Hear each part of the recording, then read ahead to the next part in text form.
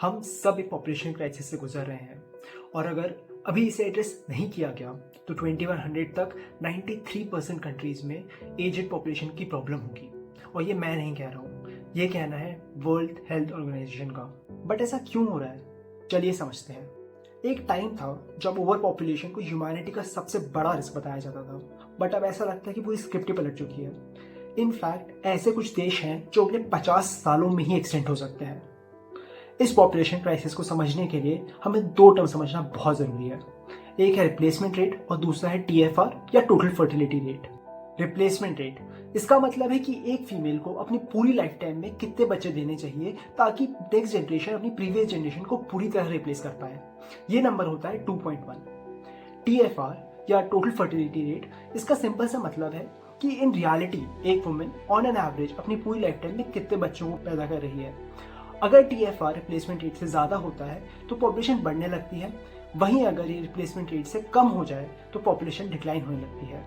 वैसे तो ये पॉपुलेशन डिक्लाइन बहुत सारे कंट्रीज में हो रहा है, बट इसका सबसे ज़्यादा इफेक्ट और सबसे ज़्यादा स्केल साउथ कोरिया, जापान और चाइना में है।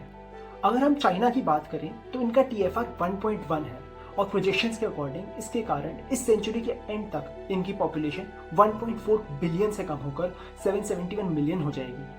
ये बहुत आयरॉनिकल है कि एक टाइम पे 1970s में इसी चाइना ने वन चाइल्ड पॉलिसी लगाई थी टू कंट्रोल पॉपुलेशन, बट आज की डेट में चाइना एक सबसे बड़ा पॉपुलेशन कोलैप्स फेस कर रहा है। जापान का TFR 1977 में 2.19 था, जो अब 1.3 होकर रह गया है। इनफैक्ट 1975 में पैदा हुई वुमेन्स में से 30% वुमेन्स चाइल्डलेस हैं, जो डेवलप्ड कंट्रीज में सबसे ज़्यादा है। बट सबसे बुरा हाल साउथ कोरिया का है। यहाँ का TFR 2025 में 0.72 था। ये दुनिया में सबसे कम है और अगर इसे चेंज नहीं किया गया तो 2125 तक कोरिया की पॉपुलेशन 7.53 मिलियन रह जाएगी। ये बैंगलोर जैसे शहर की पॉपुलेशन से भी आधी है। मतलब आप सोचिए कि एक पूरे देश की पॉपुलेशन एक सिटी से कम हो जाएगी। इनफैक्ट पॉपुलेशन क्राइसिस को देखने के लिए हमें बाहर देखने की भी जरूरत नहीं है।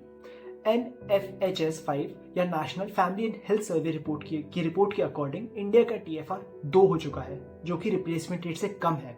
और ये डाउनफॉल साउथ इंडिया के स्टेट में ज़्यादा देखा जा रहा है कंपेयर टू नॉर्थ इंडिया।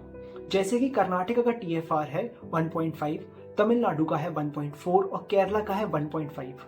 ये आर्टिकल देखिए, केरला में इंडिया के सबसे ज़्यादा ओल्ड एज पीपल रहते हैं और ऐसे 21 लाख घर हैं जहां अब सिर्फ बूढ़े लोग ही रहते हैं।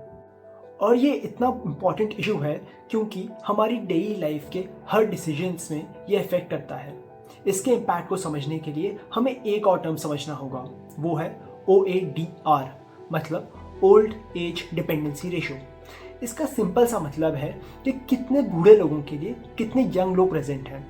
फॉर एग्जाम्पल, अगर ये 15% है, मतलब हर 15 65 प्लस एज ग्रुप के लोगों के लिए 100 यंग लोग प्रेजेंट हैं। और ये क्यों इम्पोर्टेंट है? अगर ये रेशो ज़्यादा है, मतलब एक देश में बूढ़े लोग ज़्यादा हैं जिनकी हेल्थ केयर, सेफ्टी और वेलबींग के लिए गवर्नमेंट को ज़्यादा टैक्स रेवेन्यू यूज़ करना पड़ रहा है, वहीं वर्किंग क्लास के लोग कम हैं जिनसे ये टैक्स रेवेन्यू कलेक्ट किया जा सके। जापान का ये रेशो 54% है, जर्मनी का 41% और चाइना का 20%। जब ये रेशो बढ़ जाता है तब गवर्नमेंट को या तो लोन लेना पड़ता है या फिर टैक्स बढ़ाना पड़ता है, और इससे देश की इकोनॉमी और लोगों के पर्सनल फाइनेंसेस पर काफ़ी इफेक्ट पड़ता है। पर अब क्वेश्चन आता है कि हो क्यों रहा है। इसको हम बेसिकली 3 रीजंस में बांट सकते हैं। आज की जनरेशन रिस्पॉन्सिबिलिटी नहीं लेना चाहती, बच्चे की केयर और ब्रिंगिंग एक फुल टाइम जॉब से कम नहीं है। आज के लोग वैसे ही अपने बॉस की डेडलाइंस के पीछे फंसे रहते हैं और उन्हें अपना बचा हुआ टाइम पार्टीज और घूमने में यूज़ करना है, ना कि अपनी फ्रीडम को एक बच्चे के लिए सैक्रिफाइस करना है। आज अर्बन इंडिया में ज़्यादातर लड़कियां कॉर्पोरेट में काम करती हैं। ज़्यादातर कॉर्पोरेट्स में मदरहुड को नेगेटिवली ही लिया जाता है। ये चीज़ तो एक्चुअली हम सब ने ही नोटिस करी होगी। जब भी कोई एम्प्लॉय प्रेग्नेंट होती है, या तो उसे टीम से निकाल दिया जाता है या उसका प्रमोशन रुक जाता है। इनफैक्ट कई सिचुएशन में तो उसे फायर भी कर दिया जाता है। कई आर्टिकल्स के अकॉर्डिंग 2017 में जब गवर्नमेंट ने मैटरनिटी लीव बढ़ाई थी, तब 50% स्टार्टअप ने फीमेल वर्कफोर्स को फायर किया था। अब ऑब्वियस सी बात है, अगर वुमेन का करियर रिस्क पे होगा तो वो भी प्रेगनेंसी को अवॉइड ही करेंगी। तीसरा और सबसे important, cost of living.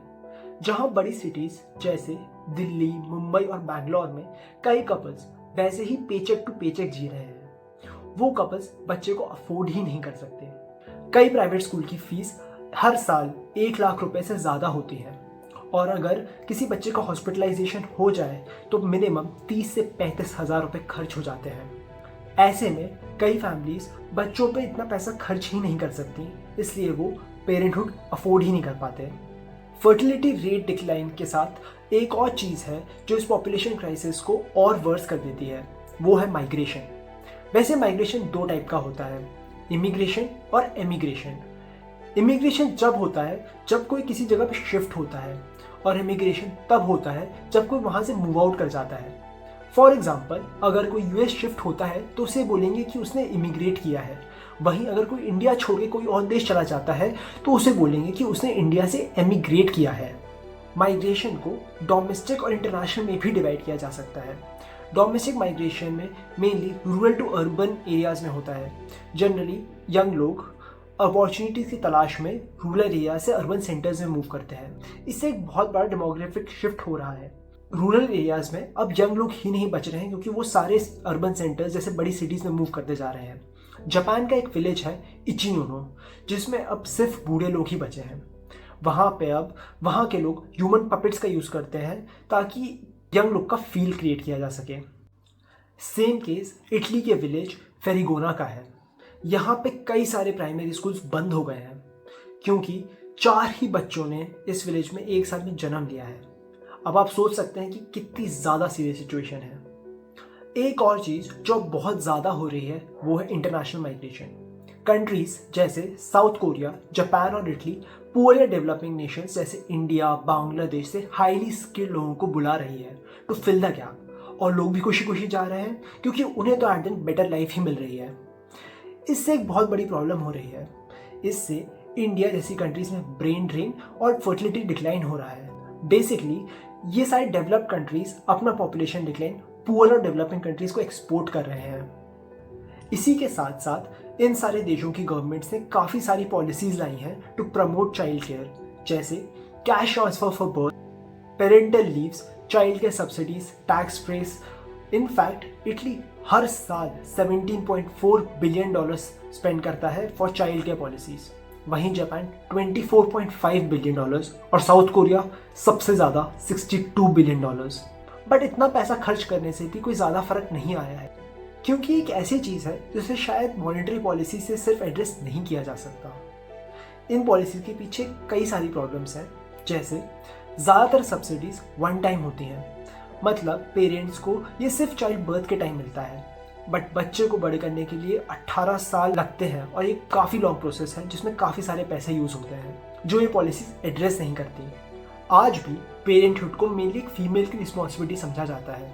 Female से एक्सपेक्ट किया जाता है कि वो अपने करियर को फैमिली और बच्चों के लिए सैक्रिफाइस कर दे, जो आज की मॉडर्न जनरेशन से एक्सपेक्ट करना काफ़ी गलत है।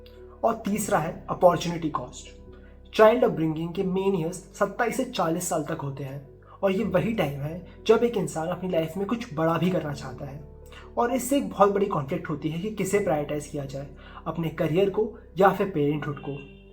और इन सब रीजंस के कारण पॉपुलेशन डिक्लाइन कभी रिवर्स ही नहीं हो पाता। और इसका सबसे ज़्यादा इफेक्ट पड़ता है लेबर मार्केट्स पर, क्योंकि जब लोग ही नहीं होंगे तो काम कौन करेगा, और वो भी उन सेक्टर्स में जो कि हाई स्किल्ड लेबर को डिमांड करते हैं, जैसे कि हेल्थ केयर और आईटी सेक्टर। लिंक्डइन के एक ब्लॉग के हिसाब से टेक इंडस्ट्री में हम 2030 तक 10.7 बिलियन पीपल शॉर्ट होंगे, जिसका इम्पैक्ट होगा $1.7 ट्रिलियन। वहीं हेल्थ केयर इंडस्ट्री में शॉर्टेज होगी 11 मिलियन पीपल की। तो क्या इसका एक्चुअली में कोई सोल्यूशन नहीं है? एक्चुअली ये एक बहुत ही कॉम्प्लेक्स प्रॉब्लम है जिसे सिर्फ स्ट्रेट फॉरवर्ड पॉलिसी से सॉल्व नहीं किया जा सकता। जब एक देश में एल्डरली पीपल ज़्यादा होते हैं तब वहाँ की गवर्नमेंट को उनकी पेंशन्स और हेल्थ केयर पे ज़्यादा स्पेंड करना पड़ता है, और उसे फंड करने के लिए गवर्नमेंट को टैक्स बढ़ाना पड़ता है, जिससे यंग लोगों पे और फाइनेंशियल स्ट्रेस पड़ता है, जिससे वो और कम बच्चे पैदा करते हैं, और ये एक विशियस साइकिल बन जाता है जिसे तोड़ना बहुत ज़रूरी है।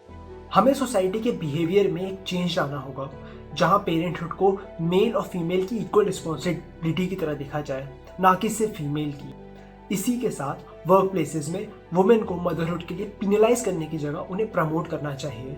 इससे वुमेन को एक बच्चे के लिए अपना करियर सैक्रिफाइस नहीं करना पड़ेगा। तो हाँ, पॉपुलेशन डिक्लाइन को रिवर्स किया जा सकता है, बट सोसाइटी को अपना माइंडसेट चेंज करना होगा। इसमें टाइम ज़रूर लगेगा, बट ये इम्पॉसिबल नहीं है। नमस्कार।